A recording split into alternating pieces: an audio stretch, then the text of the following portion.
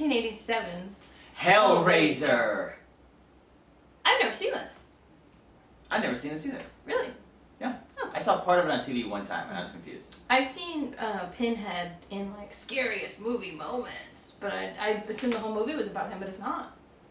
Hellraiser is a complicated movie. The plot's not super clear, even when you get to the end of it. Mm-mm.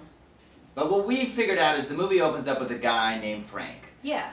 He's a big sex guy. He's tried everything. Yeah, we see there's photos of him with different women in weird positions. He's into BDSM, all that stuff, but it's not enough. So at the beginning of the movie, this guy's in some unknown foreign country buying a box from a mysterious man. Yeah. They both have very dirty fingernails, which isn't important, but the movie made it seem like it might be. Very gross fingernails. Just setting the tone of this movie. Mm-hmm. Cut to Frank surrounding himself in a basement with candles. He's maybe nude. It's upstairs. He's upstairs. Cut to Frank in an upstairs attic. What? He's in a downstairs attic. Surrounding himself with candles. He's washed his hands. His nails are clean. And he's playing with this puzzle box. That's how important this shit is to him. He washed those fingers. He's playing with the box, he solves it, and then suddenly chains come out with hooks, rip into his flesh, and literally rip him apart. Take him to hell? I don't know. We don't know. Cut to present day, where Frank's brother, Larry, and his wife, Julia, are moving into his childhood home. This is the same home, we find out, that Frank did his weird puzzle boxes in. in the attic. We also find out that Julia's a weirdo. Yes. She's the type of hot from like the 80s where it's like, is she hot? Is she hot? Is she just not? That style doesn't make our brains excited. Her hair is the worst. Poofy. Just poof. So much makeup. Yeah, just around the house makeup too. Not going anywhere, just, I need a lot of blush. You don't put a suit coat on unless you're going somewhere. Yeah. And the husband specifically says she never leaves the house. She's always just aloof, like, I don't know. I thought we were moving to Brooklyn. Maybe I'm upset. I don't, am I hot? I don't know. And then we find out she was fucking Frank. Yeah. She had an affair with Frank. And this affair, I just want to point this out, was real easy. Pretty much Frank just shows up and is like, I want to hook up with you. And she's all like, okay. Only if we can do it on my wedding dress. Yeah. Right before I get married to your much unhotter brother. Unhotter. It seemed like good sex. It did seem like good sex, but it wasn't enough for Frank, of course. He wants more. Mm-hmm.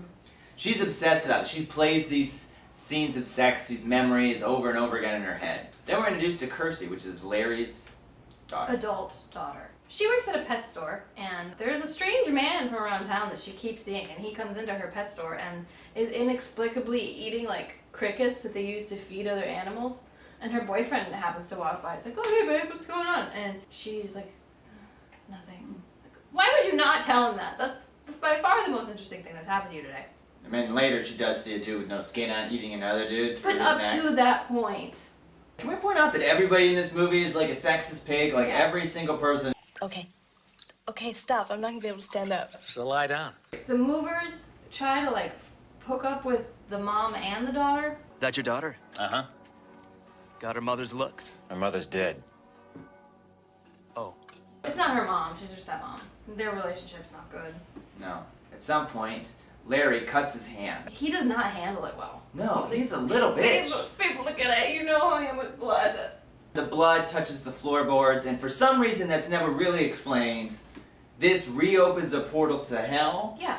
And Frank is able to pull himself out. It's very good. The special effects in this movie, the body gore of like Frank coming back into our reality, that was very well done. It's beautiful. I don't know how they did it. Even by today's standards, I was like, that looks good. Mm-hmm. So good on you, Hellraiser. So he comes back as sort of like a half man. Like he doesn't all have his skin parts. The blood healed him, I guess, but not totally, so he needs more blood. Julia finds him in the attic, and she's like, "Whoa, who are you?" And he's like, "Don't look at me! Don't look at me!" But he pulls his super seductive Frank stuff where he's like, do something for me! She's all like, oh, okay. You're the only thing that matters in my life. Seriously, if a dude comes back from hell and is like, give me a hand, I'm not gonna be like, sure, no questions. Oh, and then they have this weird thing where she likes to like put her finger in his mouth. It's a lot of this. Uh-huh. And then she turns into his weird muscly body. So she starts reluctantly at first, but then increasingly more with a passion, seducing men, bringing them back to the house, and killing them with a hammer. Because his theory is he needs more blood to become a full man again. And he tests that theory, and it turns out to be true. They did no research except just to go ahead and kill another man. He does something that we never really see. He puts his hands to the back of their neck, and then they sort of like meltish into Shrivel? him. Yeah, they shrivel down to, but they're not like baby size, but they're very shriveled. They look like they've been in the sun for quite a while. Look mummified. And then she picks him up and takes him somewhere. This process is repeated. She brings home a series of like short, bald, not very confident men that she Pretty much one type. she seduces in maybe like an airport lounge. Slowly Frank becomes more of a man. Strangely, Larry never checks that room. No. He just never goes up there ever, because there's just a zombie dude up there for a week. Kirsty shows up during one of these feeding sessions. She's able to get out, but there's sort of the suggestion that maybe Frank wants to hook up with Kirsty too. Come to daddy. She flees with the puzzle box. She realizes that Frank has somehow come back from the dead. She plays around with the puzzle box. She's very good at it. It opens a portal to hell, and we see these like 5 demons. The Cenobites. One of them is classic Pinhead, you know, blue face, pins everywhere. One's got like a... What's that? Yeah, there's like a menorah and then like a vagina neck. One guy's just big, fat, creepy, licking his lips all the time guy. And then there's the chatterer. Yeah, he's got like all of this is open and he chatters for some reason. Oh, there's also the big like tail guy who's like a scorpion. Yeah.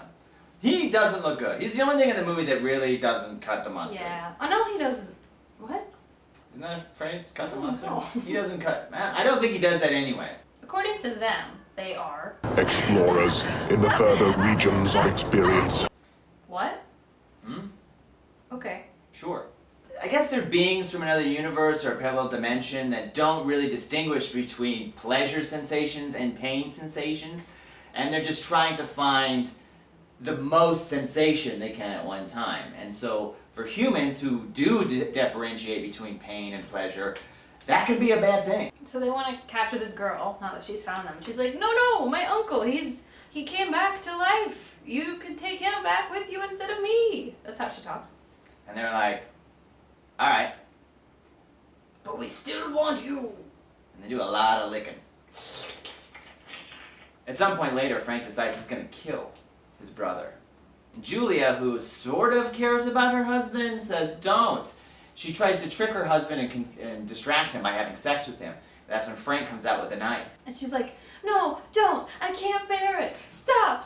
And her husband just keeps having sex with her, even though he doesn't realize that she's actually talking to Frank. I'm like, you're raping your wife. It takes like 3 or 4, like, stop, before he's like, ugh, why not? Women.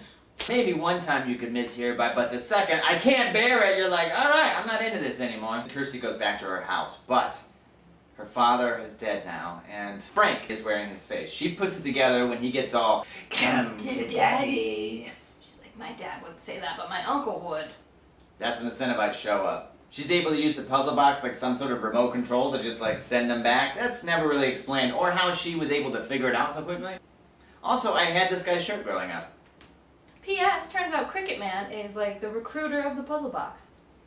Never explained. He becomes a dragon bone demon? Yeah, he grabs the puzzle box, takes it back to the foreign man with the dirty fingernails. Not that all foreign men have dirty fingernails. No. It's definitely interesting. It's a very slow reveal what's happening. Not knowing everything is fun because you get to guess and talk about it after the movie, like, what do you think this meant? It's frustrating at times, though, when you don't really understand what the Cenobites are looking for, or what the rules are concerning Frank's coming back to our reality, or why Julia would just so easily fall under his spell. That's all she had going, was I loved this one man because we had one passionate afternoon, and I need to do everything I can to bring him back from the dead, even though it means killing strangers. And it's not like he was hot when he came back, either. He was hot when he was alive. And she was never hot. Or was she? We don't know. I would recommend Hellraiser, especially if you've never seen it. It's a slow build. You don't need to see any of the other movies to understand it. And I like it. It was a fun experience. The soundtrack was good. I didn't know what to expect. I thought the whole movie was like Pinhead was the villain, but that's not what it is at all. It's about killing random strangers for love. Which I think we can all get behind. Subscribe to our page. Yeah, we're gonna keep reviewing stuff. We'll review anything. Anything you want, we'll review it. Comment. Tell us what you want us to review.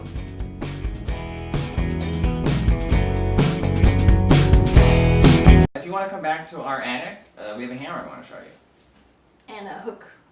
A hook station. A hook station.